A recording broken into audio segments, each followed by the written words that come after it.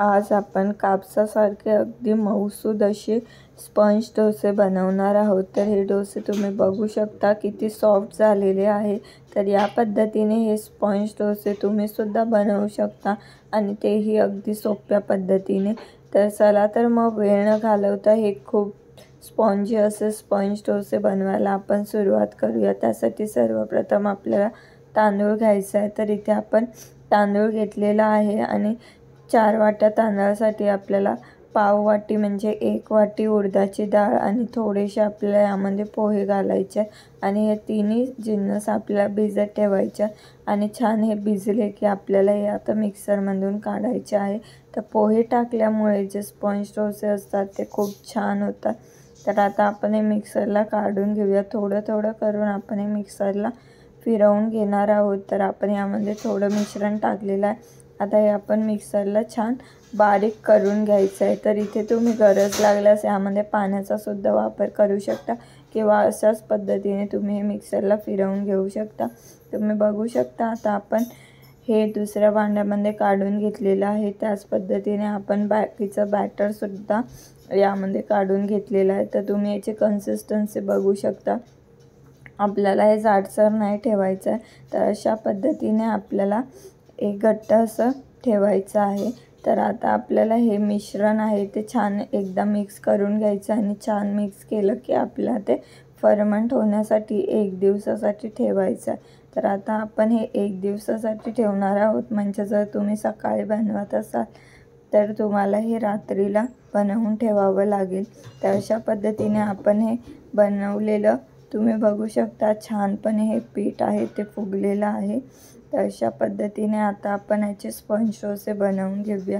तर आता आपण छोट्याशा दुसऱ्या प्लेटमध्ये भांड्यामध्ये आपण हे बॅटर काढून घेणार आहोत। तर जितके तुम्हाला स्पंज डोसे बनवायचे असतील त्या पद्धतीने तुम्ही हे बॅटर घेऊन त्यामध्ये आपल्याला मीठ आणि थोडंसं आपल्याला सोडा घालायचा आहे। त्याऐवजी तुम्ही इनोसुद्धा घालू शकता। आता हे सर्व जिन्नस आहेत ते आपल्याला पुन्हा छान मिक्स करून घ्यायचे। छान मिक्स झाल्यानंतर आपण याचे डोसे बनवून घेणार आहोत। तर अशा पद्धतीने आता आपण यामध्ये सोडासुद्धा घातलेला आहे आणि वरतून आपल्याला थोडंसं पाणी घालून हे पुन्हा छान मिक्स करून घ्यायचं आहे। म्हणजे यामध्ये छान असे बबल्स येतात आणि जो डोसा आहे तो खूप छान असा स्पॉन्जी बनतो। तर तुम्ही याची कन्सिस्टन्सी बघू शकता। या पद्धतीने आपल्याला हे थोडंसं जाडसर ठेवायचं।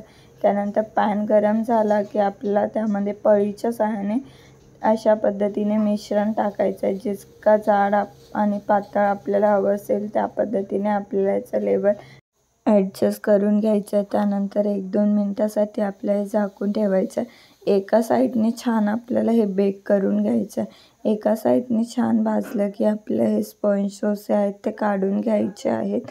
तर तुम्ही हे दुसऱ्या साईडने सुद्धा भाजून घेऊ शकता। तर अशा पद्धतीने आपण हे स्पंज डोसे बनवून घेतलेले आहेत। तर हे आपण डिशमध्ये काढून घेणार आहोत। तर तुम्ही बघू शकता याला छान असे बबलसुद्धा आलेले आहेत आणि खूप सुंदर अशी जाळीसुद्धा पडलेली आहे।